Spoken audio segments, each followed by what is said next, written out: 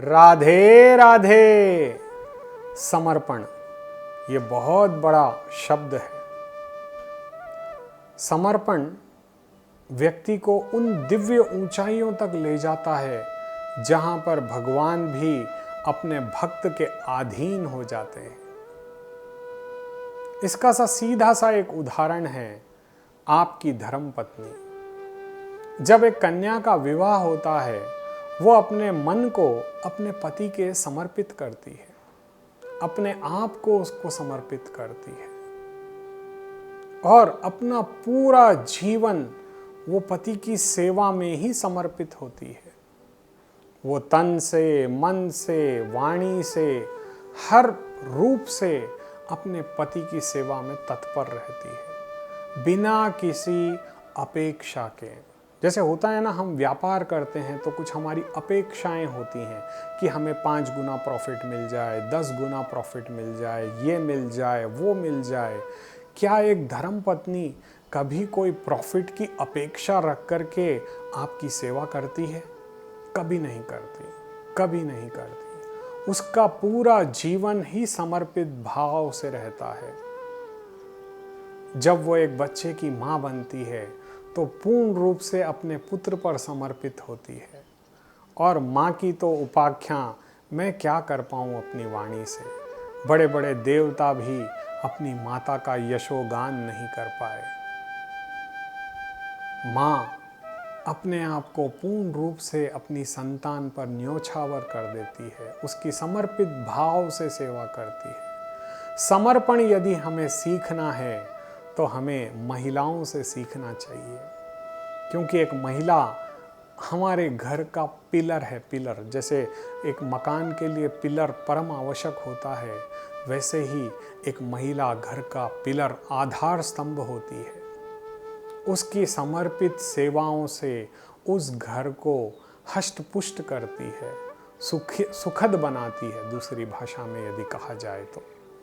और आज वैसा ही समर्पण हमें अपने परमात्मा को करना चाहिए। जैसे एक महिला अपने परिवार के प्रति समर्पित रहती है, वो अपने पति के लिए जीती है, अपने पुत्र के लिए जीती है, उसके भी पुत्र के लिए यानी अपने पौत्र के लिए जीती है। उसका रोया रोया उसकी आत्मा केवल अपने पति, अपने बच्चों और अपने पोतरों पर होती है। वो हर पल उनके लिए ही प्रार्थना करती है। व्रत करेगी तो बच्चों के लिए, पति के लिए, अनुष्ठान करेगी तो बच्चों की खुशहाली के लिए, पति के स्वास्थ्य के लिए, पति की आयु के लिए। कई बार ऐसा देखा जाता है कि विवाह को 40 वर्ष बीत गए, परंतु आज भी वो पत्नी अपने पति के लिए करवा चौथ का व्रत करती है। इस कलयुग में ये सबसे बड़ी अच्छी प्रथा है। आज भी हिंदू समाज में करवा चौथ के दिन भले ही हमारी लेडीज़ कितनी भी मॉडर्न क्यों ना हो जाएं, परंतु वो लोग आज भी बड़ी ही पूर्ण श्रद्धा और निष्ठा के साथ इस करवा चौथ व्रत को करती हैं, क्योंकि उन्हें इस बात का पूर्ण विश्वास है कि भगवान उनके सुहाग की रक्षा करेंगे। जैसे एक महिला को परमात्मा पे इतना अटूट विश्वास होता है, तभी तो वो अपने पति पर, अपने बच्चों पर सारा जीवन समर्पित करती है। जैसे एक महिला अपना सारा जीवन समर्पित करती है, क्यों ना हम भी पुरुष लोग अपना जीवन परमात्मा को समर्पित करें। परमात्मा के प्रति हमारा आदर भाव, हमारा स्नेह उसी प्रकार हो जिस प्रकार एक महिला का अपने पति के प्रति हो। परंतु होता इसका उल्टा है। आज के इस कलयुग में पति सिर्फ कमाने की मशीन बना हुआ है।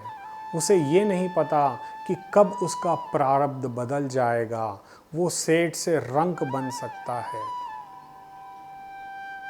देखिए, होता ये है कि दुख में आने के बाद आप परमात्मा को खोजते हो।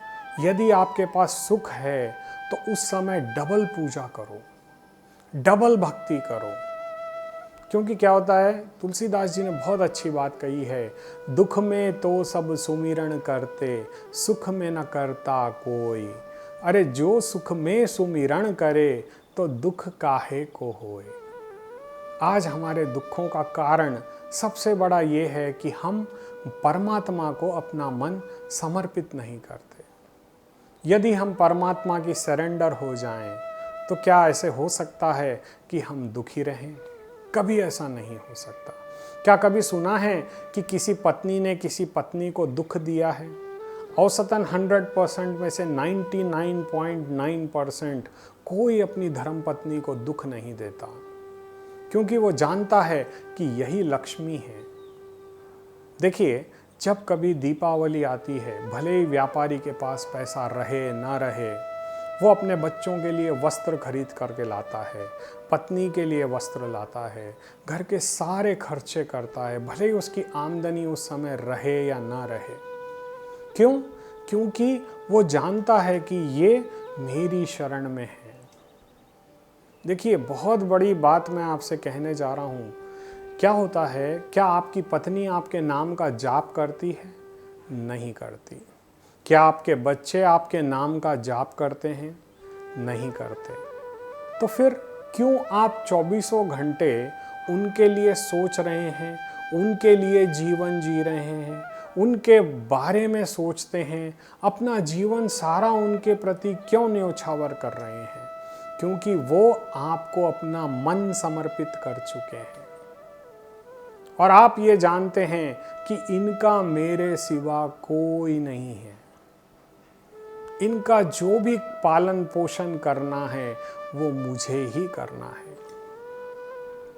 अब इस छोटे से उदाहरण से हमें समझना होगा कि जैसे एक सांसारिक मनुष्य को जब उसकी परिवार का समर्पण प्राप्त होता है तो वो अपने आप की भी परवाह नहीं करता, और यदि ऐसा ही समर्पण हम भी भगवान के प्रति हो जाएं, भगवान से भी निष्कपट भाव से प्रेम करें, बिना किसी अपेक्षा से उनकी सेवा करें, बिना किसी मन्नत के उनका नाम जपें। अक्सर क्या होता है कि हम अपनी मनौती की बहुत बड़ी लिस्ट लेकर के परमात्मा के पास जाते हैं।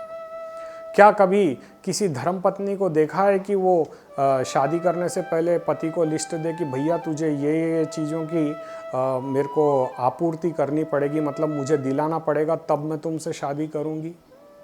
कभी नहीं सुना होगा। क्यों? क्योंकि वो निस्वार्थ भाव से अपने मन से आपको अपना परमेश्वर मानती है, और हमारी ये अज्ञानता है कि हम उस परमेश्वर को भी अपना परमेश्वर नहीं मानते और वहाँ भी मोल भाव स्वार्थ वाली भक्ति करते हैं। इसीलिए आज हम दुखी हैं।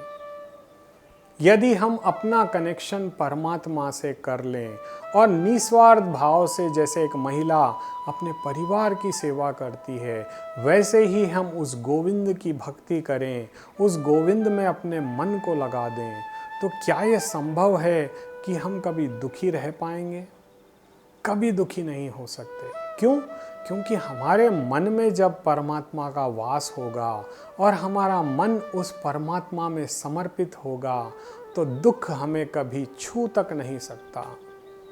ये अष्ट सिद्धि नौ निधि समस्त सिद्धियां आपकी सेवा में उपस्थित हो जाएंगी, लेकिन आपको मेरे गोविंद का भक्त बनना होगा। अपने मन को मेरे गोविंद के श्री चरणों में समर्पित करना होगा। जब तक आप अपने मन को उनके समर्पण में नहीं लाओगे, तब तक आपकी भी गति वही रहेगी जो आज इस कलयुग के व्यक्ति की है। आज का कलयुग का व्यक्ति भटक रहा है, उसे कोई ठोर दिखाई नहीं देता, वो हर पल अपने मन को जला रहा है। देखिए, मरने के बाद तो एक बार हमें जलना है, परंतु संसार में जीने के लिए हमें नित्य प्रति जलना होता है। हर पल हमें कोई ना कोई आग देने के लिए तैयार खड़ा है। हर पल कोई ना कोई अपनी बातों से, कोई मन से, कोई वाणी से हमें जलाना चाहता है। और यदि आप चाहते हो कि आपको कोई जला ना सके, तो आपको भी परमात्मा का कवच पहनना होगा। जैसे आप अपने पत्नी का, अपने माता पिता का, अपने बच्चों का कवच बन के बैठे हो, उनकी रक्षा के लिए आप हमेशा तत्पर रहते हो। क्यों? क्या वो आपको सैलरी दे रहे हैं? नहीं। क्या वो आपका कुछ कर रहे हैं? नहीं। लेकिन ये आपका मन भली भांति जानता है कि ये मेरी शरणागति में है। तो वैसे ही यदि गोविंद को भी पता चल जाए कि हम उनकी शरणागति में हैं, तो क्या गोविंद हमें कवच प्रदान नहीं करेंगे? क्या वो अपना आशीर्वाद आपके ऊपर प्रदान नहीं करेंगे? और यदि वो आपका आशीर्वाद प्रदान करते हैं, तो क्या आपके जीवन में कभी दुख, कभी संकट या कभी कोई परेशानी रह सकती है? एक बार इस विषय पर विचार करके अवश्य देखें। तब आपका मन अपने आप उस गोविंद के श्री चरणों में समर्पित हो जाएगा। और यदि आप अपने मन को उस गोविंद के श्री चरणों में समर्पित करते हैं, तो दुख, दारिद्रता और किसी भी प्रकार की कोई भी अमंगल वस्तु आपका कभी स्पर्श नहीं कर पाएगी। वो कहते हैं ना, जाको राखे साइया, मार सके ना कोई, बाल ना बांका कर सके, जो जग बैरी होए। जीवन में यदि आपका बैर किसी से भी क्यों ना हो, अगर आप परमात्मा की शरण में रहते हैं, भगवान को अपना मन समर्पित करते हैं, तो जीवन में आपके लिए सदैव आनंद ही आनंद है। आपके जीवन में कभी दुख नाम की कोई वस्तु दिखाई नहीं देगी। आपका ध्यान समस्त ऋषिगण रखेंगे, क्योंकि आप परमात्मा के भक्त हो। अरे भगवान तो भक्तों के अधीन हैं, ये तो परमात्मा ने हमें हर कथा में बताया है। चाहे आप भागवत पुराण पढ़ लीजिए, चाहे शिव पुराण, हरि की कृपा अनंत है, ये हर पुराण में लिखा हुआ है। राधे राधे।